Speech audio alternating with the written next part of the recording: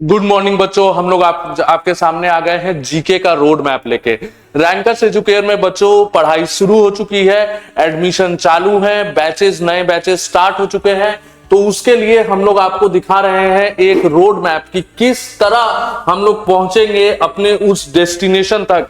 ये पूरे वीक का जो स्ट्रक्चर है यहाँ वीक बाय वीक डिस्कस किया गया है और किस तरह हम लोग पहुंचेंगे, किस तरह रैंकर्स एजुकेयर अब सारा पूरा सिलेबस कंप्लीट कराएगा, उसको जरा सा देख लेते हैं। अभी से लेके अपने पास अप्रैल तक का समय है बच्चों।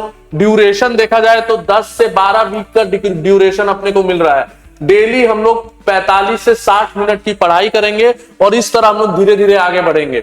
गोल देखा जाए तो अपना गोल है कि 100% सिलेबस कवर हो जाए, रिवीजन हो जाए और एमसीक्यू में हम लोग एक मास्टरी हासिल कर ले। तो कैसे अचीव होगा ये गोल, कैसे अचीव होगा, कैसे ये रोड मैप हम लोग को हेल्प करेगा? तो सबसे पहले देखिए बच्चों कि फेज 1 अपना आता है। फेज 1 जो आज है बच्चों, आज है और आज से लेके फरवरी के अंत तक इसको अप्लाई किया जा सकता है। फेज 1 में हम लोग फाउंडेशन बिल्ड करने की कोशिश करेंगे। जैसे अपना टारगेट रहेगा स्टैटिक जीके का एक बेस बना देना।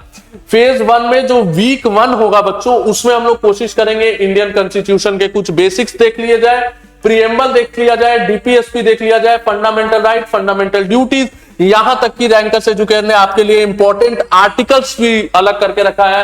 ये आर्टिकल 14, 19, 21, 32, 226 एंड 368। एक बार इसको देख लिया जाए और एमसीक्यू सॉल्व कर लिया जाए 30 से 40। फिर हम लोग बच्चों वीक 1 में इंडियन पॉलिटी में और चीजें जो देख रहे हैं वो क्या क्या है? President, vice president, prime minister, council of minister, parliament, supreme court, high court, UPSC and election commission.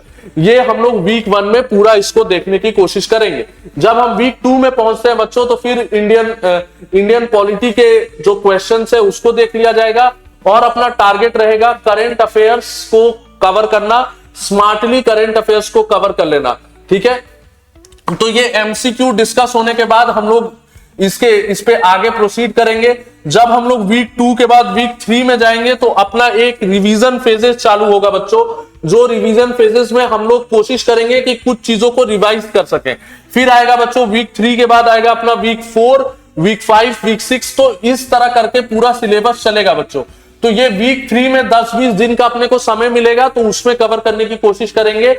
फिर हम लोग घुस जाएंगे वीक 4, वीक 5 वही चीजें चलेंगी। फिर वीक 6 में हम लोग आएंगे। वीक 6 में जब हम लोग आएंगे तो वहां पे फिर करंट अफेयर जैसे बजट हाइलाइट्स हो गया, इंपॉर्टेंट समिट्स हो गया, साइंस एंड टेक के कुछ न्यूज हो गए, उसको कवर करेंगे। एमसीक्यू सॉल्व करेंगे 50 के लगभग।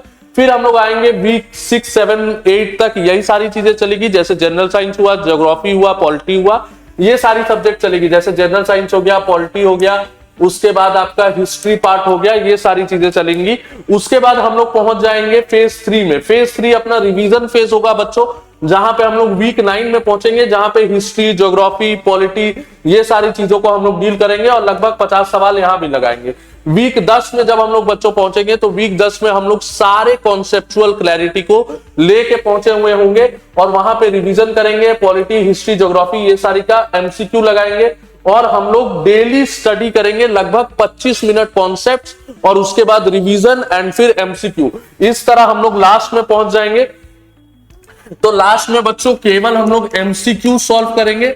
एमसीक्यू, उसके बाद one liners and current affairs. और इस तरह करते हुए बच्चों हम लोग अपने एग्जाम के फाइनल स्टेज तक पहुंच जाएंगे, डी डे तक पहुंच जाएंगे और वहां पे बच्चों हम लोग एग्जाम में 100% अचीव करके लाएंगे। ठीक है, यही अपना गोल है, यही इसी के लिए हम लोग यहाँ पे खड़े हैं। और बच्चों इनरोलमेंट शुरू हो चुके हैं, जल्दी से जल्दी इनरोल कीजिए और अपना सीट सिक्योर कीजिए एक बढ़िया कॉलेज में जिसका ड्रीम हो सकता है आपने बचपन से देखा हो। ठीक है, इसी के साथ धन्यवाद। फिर हम लोग अगले क्लास में मिलेंगे एक अलग स्ट्रैटेजी के साथ और एक अलग क्वेश्चन के साथ, क्योंकि यहाँ पे क्वेश्चन का डाइसेक्शन भी चालू है। तो आप बने रहिए हम लोगों के साथ। Thank you.